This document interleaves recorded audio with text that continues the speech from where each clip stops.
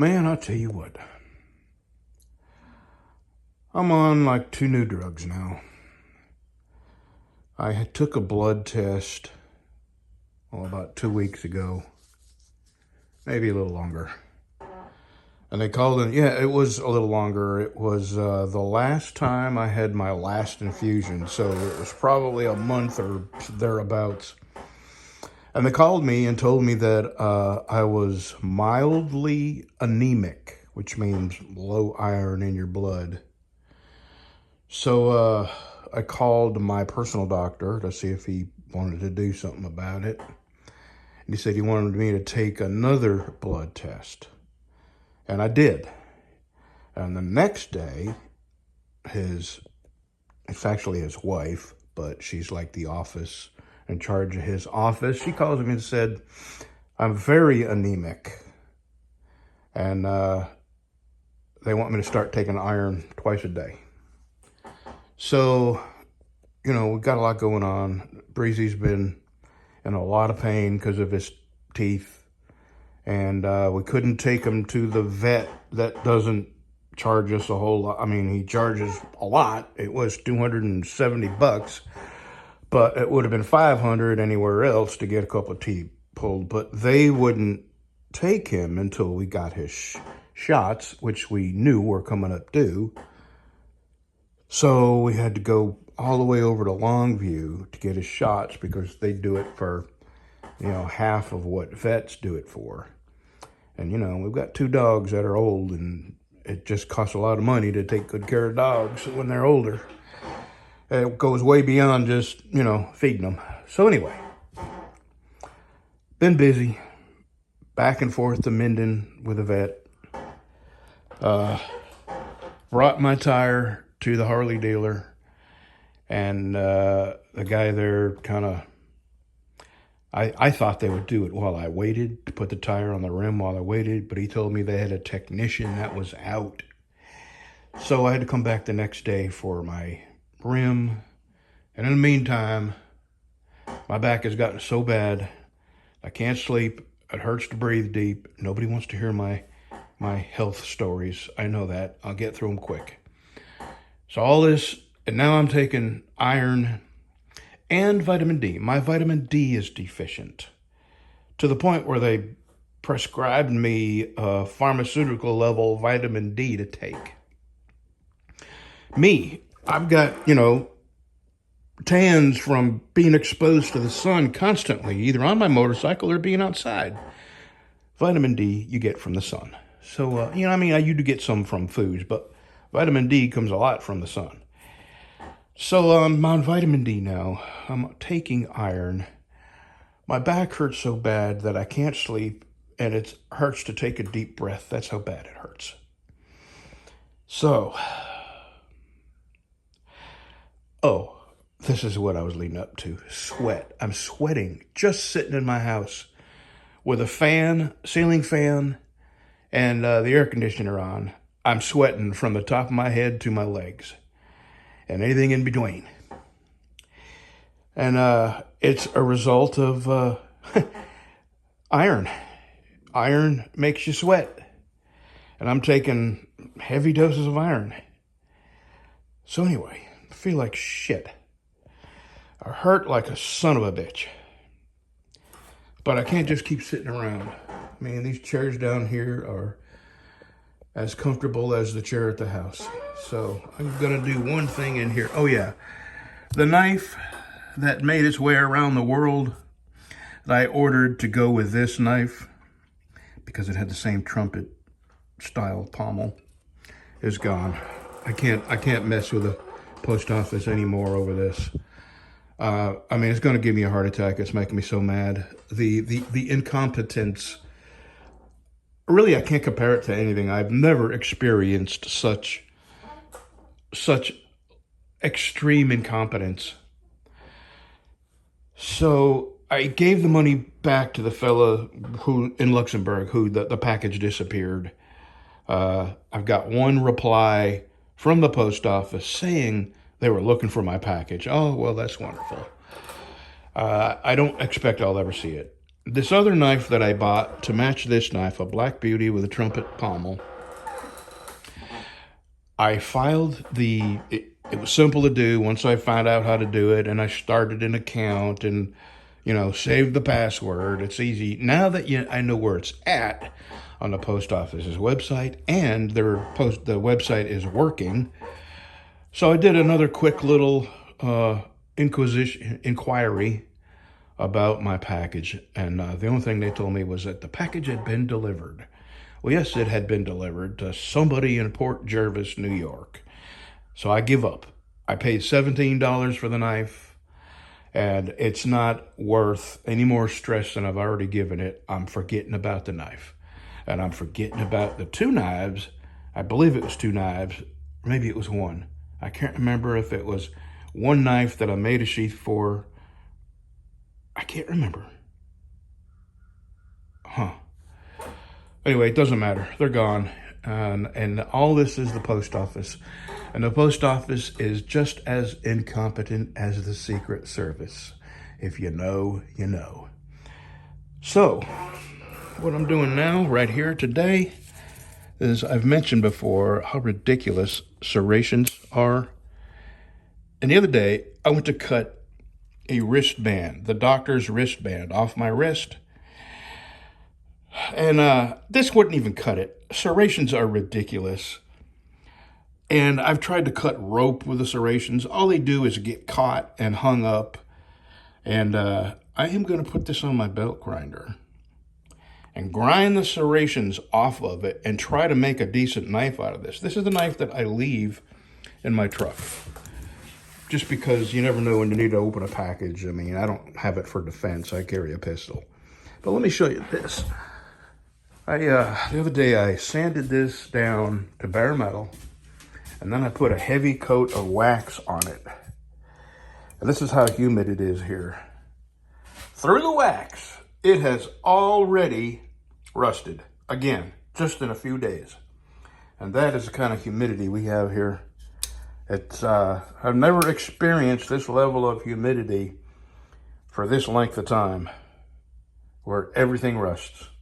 All right, I'm going to work on that knife a little bit, and then I'm going into the leather shop. I got my air conditioner on in the leather shop, and I'm going to start trying to make sheaths for these. I've got like 20 knives or so, maybe a little more, a little less, I don't know. And I've got to start getting them ready. I doubt anybody, I will offer them to my subscribers, but I doubt that I will be able to sell all of these to my subscribers. I think I'm going to have to go to a gun and knife show, which is fine. I haven't been to one in a long time, although they have tax people there now, and they watch you pretty close. And you gotta, everything you sell, you gotta add their taxes to it, and they come around at the end of the show, and they definitely want their money, so I'm going to tell them this is my personal collection of knives. These are nothing I make. They're not. I don't have a business. Maybe they'll leave me alone. I don't know, but we'll see. And if I got to pay, I think it's 10% in Bossier City. I just got to pay 10%. It might be 9 or 9.5, something like that. But we'll see. So anyway, I'm not doing much today, and I'm not doing anything until my back. I have the solenoid for my riding lawnmower.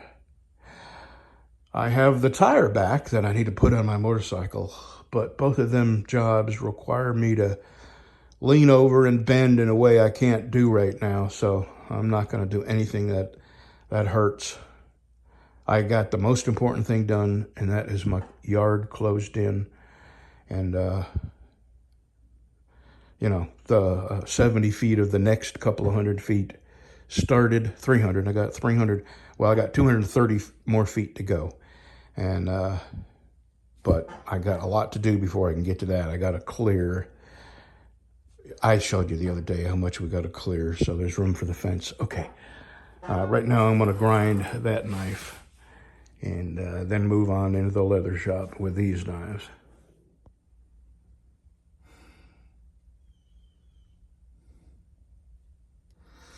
There is, on one side, the serrations were really deep, and I just didn't want to go anymore taking blade off, so I got one that you can still see, but that's just fine. Now I can at least cut rope with it, because I couldn't even cut a piece of rope with it the other day. Them serrations are just that ridiculous. I honestly do not know what purpose they serve. I've never found any thing that required cutting that required serrations. My wife is calling. Be back in a minute. Okay, my wife just wanted to make sure I was okay and to tell me that my shop supervisor was en route from the house to the shop. So he had 2 teeth removed. They were pretty bad. And now he's definitely feeling better. Anyway, so I finished that. This looks good. It's a usable knife now. And I still got enough blade left to make it worth keeping. And this is made by Colonial in Providence, Rhode Island. This is a Rapala made in Finland. I think it's Rapala. Somebody gave me some information. Oh, One Sky gave me some information. No, maybe it wasn't. It was another. It was this knife he gave me some information on. And I've already forgotten, but it's there in a comment, and I'll go back and look when I need to. So I'm taking this knife with me today with these. They don't have high value. They're not. I mean, it's a very nice knife and extremely sharp.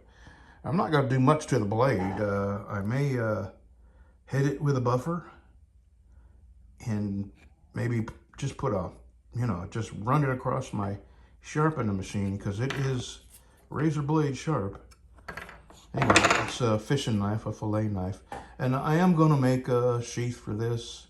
I doubt anybody would wear this on their belt because it's not good for anything but fishing, skinning fish, cutting the meat off, deboning, that kind of thing. So I don't even think I'll put a belt loop on it. I think I'll just make a deep sheath where just the pommel sticks out. Oh, and I sanded it down. It had some really ugly shellac type of, just like this. I mean, it was nice wood underneath it, but covered with paint and shellac. So rather than sand all that off, I soaked it in some acetone and it melted the shellac right off. And then I let it dry, and then I sanded it down, and I put a coat of True Oil on it, and then I sanded that down, and then I put 4 more coats of True Oil on it, and it looked really nice. So I'm going to make a sheath for this today too. That is going to the leather shop, and here in 2 seconds, we're headed that way. And I am going to Google to see if I can. I sent an email to eBay, that guy that sold me the knife that had this kind of a handle, and he wasn't the least bit interested in pursuing it on his end. And I bought a lot of knives from that guy, and I couldn't believe he wouldn't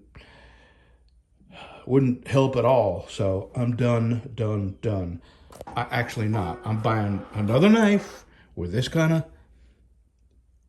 pommel, and that's it. And then everything's got to go to the gun shop. Okay, we'll see. These are going to be my first 2, but I don't know what is going on. I can't even make myself concentrate. I think I'm just going to go home until my back gets better, so you won't see anything from me for a while. This will be it. I have my tire, and Saturday there's a Patriot Guard thing, but I cannot make myself get over there because the position I have to get into to put the tire on my motorcycle, I can't get into. I can actually sit on my motorcycle and ride. I can get a leg over it, but I can't get in the position I needed to get the solenoid on my lawnmower, and I can't get my tire on my bike. So I'm just gonna stop until my back feels better. That's all there is to it. Have a good one, y'all. I'm done today. Texas, a little bit of rainfall to the west of Linden, and we jump on up to the north there. Looks like some scattered showers in and around the Texarkana area. Again, it's nothing that is too significant for us. Live looks outside. Here you go. 3 Tower Cam Network to see what is going on. Live look there for you up at Broken Bow Lake. Some scattered clouds around, but other than that, they're saying, I don't know what you guys are talking about. The weather up here is pretty decent. Texarkana, we got a little bit of some cloud cover out there. Temperature checking in 88 degrees, northeasterly winds at 12 miles per hour. Current observations around the Arklatex, got them for you, in the 70s and in the 80s. 85 degrees in Marshall, 80 in Natchitoches, 88 in Texarkana, 84 degrees in Idabel. Forecast low temperature readings for us as we work our way overnight, upper 60s to lower 70s. And then tomorrow afternoon, we'll see those numbers there climb upwards into the 80s in most areas. Could end up hitting 90 degrees. We'll watch and see. Because tomorrow does not look like as much cloud cover around, but also the rain chances definitely are not as great either. So this is a look for you. Not too much going on.